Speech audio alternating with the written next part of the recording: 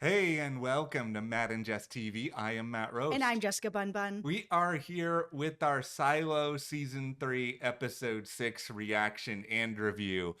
A real story full of highs and lows where it felt like every time we were in the present day Silo 18, I hmm thought this story was great. It was running on adrenaline. We had big reveals. All of these characters are being thrown at us in new and exciting ways. And then we get to the past.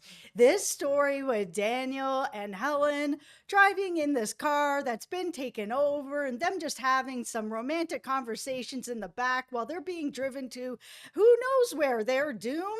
It was just, bruh, I am so not interested in this story at all. And the way that it all ended with, how would you like to save the world? It was so hokey and cheeseball that, like, I'm entirely out on this past story with Daniel and Helen. They cannot turn it around for me at this point. It's got to be something very special. I'm just starting to feel like, and I mean, this may seem like a weird reference point, but does anybody remember, like, back when Euphoria was reasonably good, that they did hmm those, like, standalone episodes about Oh, Rue yes. and Jules? I Yep. wish they had just done, all right, here is a two-part standalone silo flashback special. You're going to get all of the Daniel and Helen story in these two episodes so that you could have that maybe as an appetizer between seasons.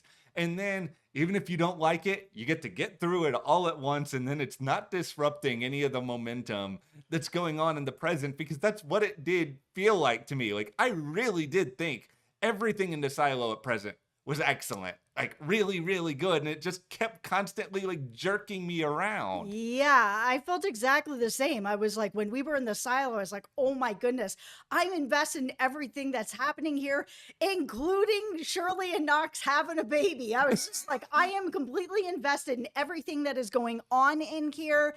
And then they're bringing me back to the car, bringing me back to the car. Oh, you still have that Pez dispenser. I'm like, okay, enough with that. Yeah, and it's also just like there's so many fascinating things here in between. Obviously, we have this set up now with Lucas, with Patrick Kennedy, that Yeah. they may be going out, they may never be coming back. Yep. There's also the algorithm, and like I've got a couple of big questions about the algorithm and whatever it seems to be up to in this episode as well. hmm But before we go any further, be sure to join our YouTube memberships. Right now, we have an exclusive Silo video over there, a theory all about Helen and whether or not she was one of the original people that were in Silo 18, and also if she was the person that started the first rebellion that really kicked everything off. It's a really fun discussion. And by joining our YouTube memberships, you also get all of our Sugar Season 2. We are covering that exclusively there. We have Yeah. Reacher starting up next week on our YouTube memberships. And in September, we're going to have Slow Horses. There is a lot of content at our YouTube memberships, and it also helps support us. So thank you so much. Thank you guys. We so very appreciate that. It helps us to be able to keep making these videos for Yeah. you.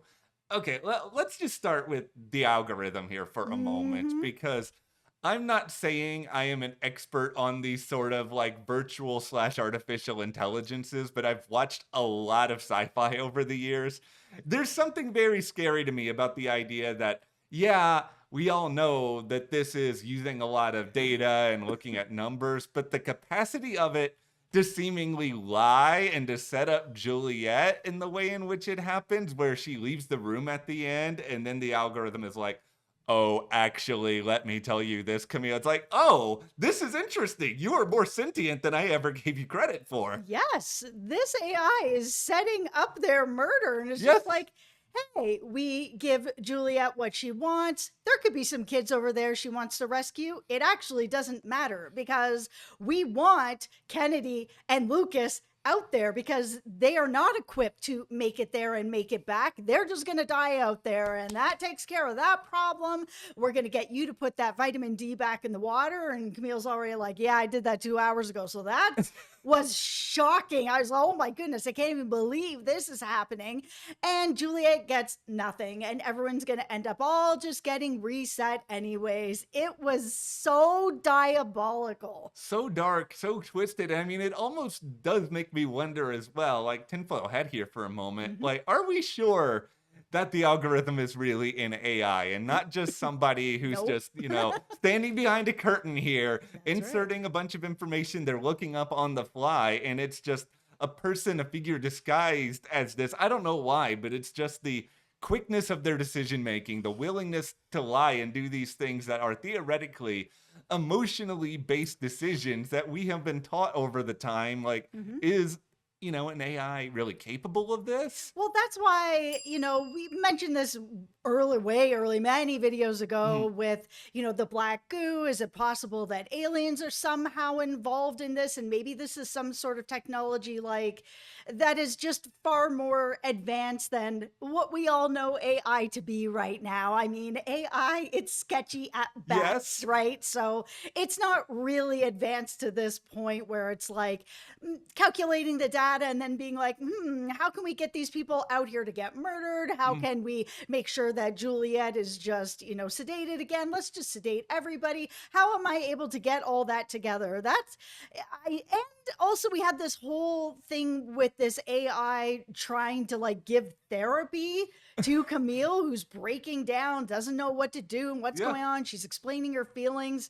What, the AI is just calculating human emotion? It might be. Maybe it is more advanced. Maybe it is alien technology. The only way in which I could say that, all right, maybe this is advanced and maybe this is an AI that's actually able to kind of incorporate human emotion is Right. that ironically it's running on its own sort of algorithms. That's like my whole programming, my very basis is I need to do what is the greater good to everyone in the silo or to keep these silos running, regardless of whatever lives are lost along the way. And maybe because it's framed in that parameter, Mhm. it is able to kind of gauge emotion and figure out solutions to things based on past patterns of human behavior. And that's sort of how it's able to be like A plus B equals C. If I console Camille here, make Camille feel better, Camille's Mhm. going to be able to do this for me. And then that in turn is going to quote unquote save the silo, though I still don't trust you, algorithm, at all. Thank you. I am hoping that, if Lucas and Patrick are really going out, that they are really going to be able to get over there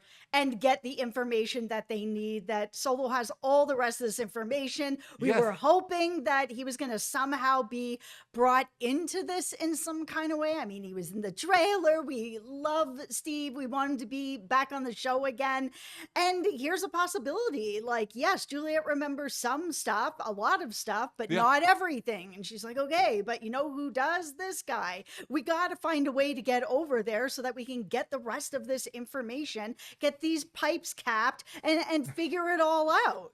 I think my reason for hope here is based largely on if the algorithm is sort of pitching all of this together and thinking, all right, this is a way to deal with all of our problems, and then we can sort of wash our hands clean. And if it is running on the basis of these are how humans have behaved for generations, I'm going to assume that Kennedy and Lucas Kyle are going to operate the same way. These are not your typical silo resident. Well, I mean, this dude and Lucas Kyle has just been like running around the mines for a long period of Mhm. time. Like they are kind of survivalists in their own way, right? Absolutely. But the algorithm does know that Shirley and Knox, they are very valuable to the silo and that they could actually make all this happen. The fact I think of where the AI just kind of like started to really, we'll call it, think about things Mm, and move in a different direction was when Juliet was like, if you let me go and get these kids when they come back, we can give them vitamin D. Even I was shocked. I yeah. was like, oh my goodness, you're willing to offer anything because there's an ulterior motive. And I think because the AI knows Juliet well enough to know that that's not something she'd be willing to do unless there was something else on the line. I think that's where the algorithm was just like, do the numbers really show that Knox and Shirley would get over there? But the probability is higher.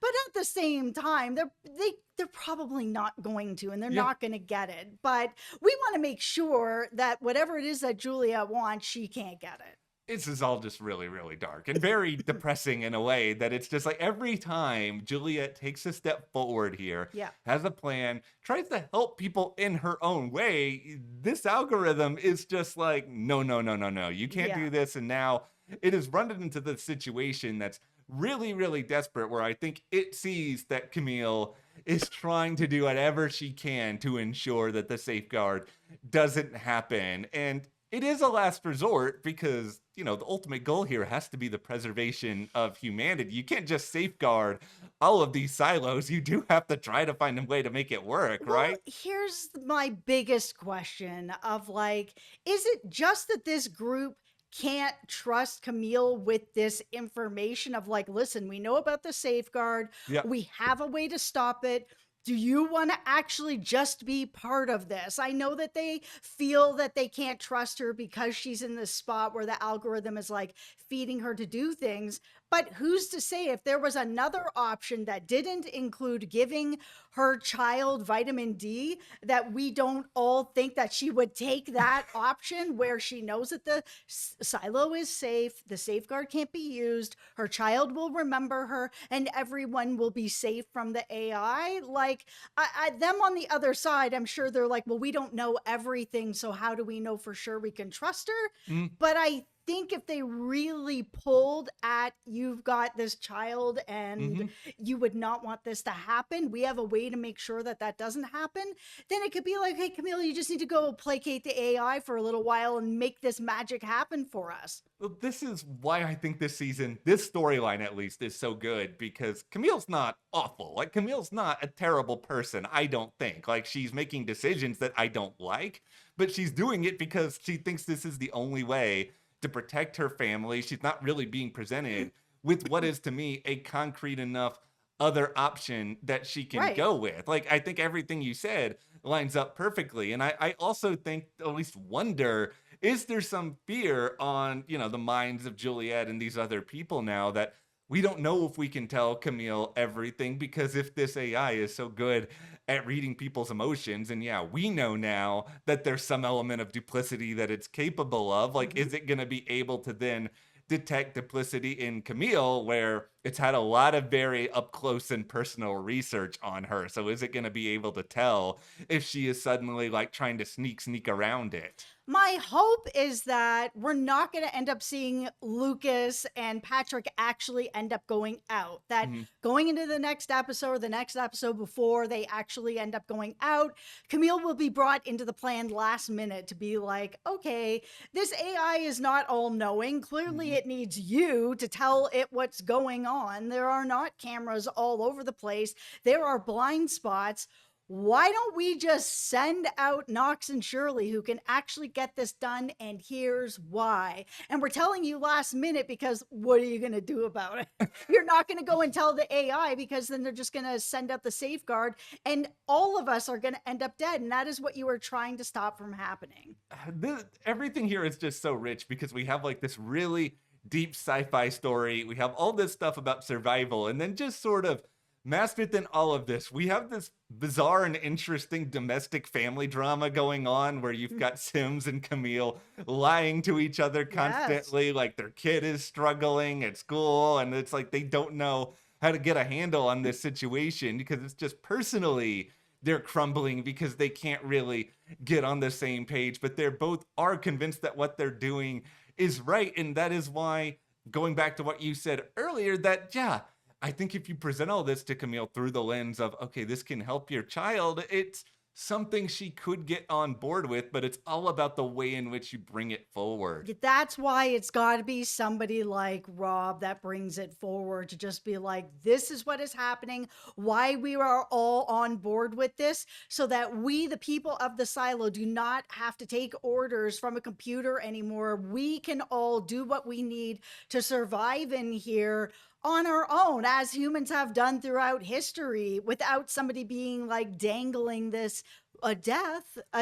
death if you don't do what I say. Or, I mean, Sims knows, about the vitamin D as well. Or, Yeah. oh, you just won't remember your child anymore. Neither one of these parents want that. No, and I think what I'm most optimistic about with this storyline, at least over the next few episodes, it's starting to just feel a little bit like 24, where Mhm. it's all going to go really, really quickly because there's only going to be so much time before this vitamin D just gets into everybody's system. It has to go fast because once it's in everybody's system and everybody forgets everything, then it's just like nobody remembers what they're doing anymore and it's all over. And even for Camille with the AI, I'm just like, how does that then work for the AI? Do they just wipe out Camille and then pick her again? Yeah, that's the part of it I don't really have an answer for. Are they just gonna read information then based on like, oh, here is the new mindset of everybody. Maybe it's Camille, or maybe this mindset. It's just we don't have any sort of insight as to who or what this algorithm is. And like that does add a little bit to the confusion.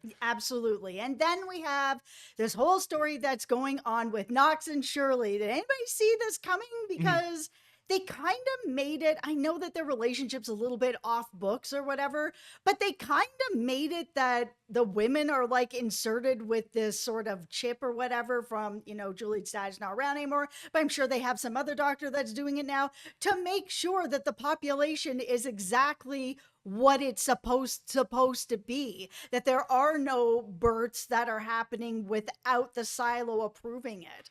I was really surprised. I did not think that this was something that was gonna, because mostly because I already kind of liked their story as it was this season. I was Mhm. not a fan of them really in season two, but just this idea of, I'm getting on board with them. yeah, I'm really on board with them now because they already had this friend who they cared about coming back, didn't have the memories.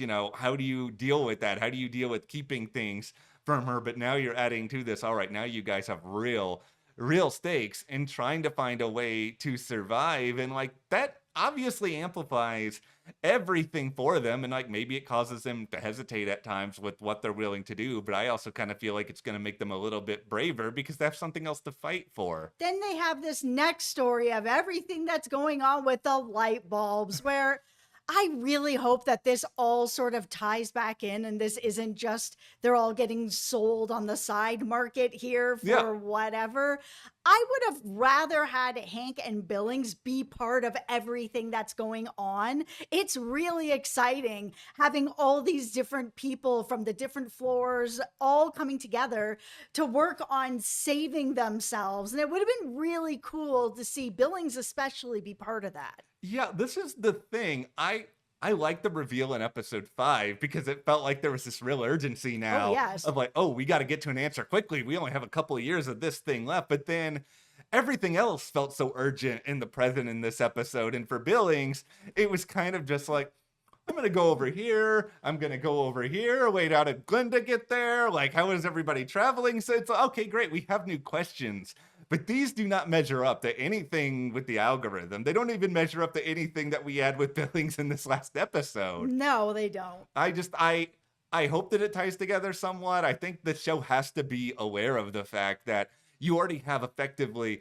a whole other major storyline going on in another time period, which we may not like, but it's there and it's happening. You can't have too many stories that are going at the same time that aren't tying together because then the finale is really just going to feel like super disjointed and all over the place. Like, I know that this past story is obviously going to connect to everything that's Yeah. happening in the silo, but it is so dry. I found them sitting in the back seat while they're being driven around. I was just scrolling my phone, if I'm being honest. I was just like, this is not engaging to me. I do not care what is going on anymore. I don't care about this relationship at all. And by the time it was like, oh, this car is being escorted to this hangar, and we've got this woman walking out being like, how would you like to save the world? I was like, I'm done with this. I need a break from this for a week. This is so cheese ball.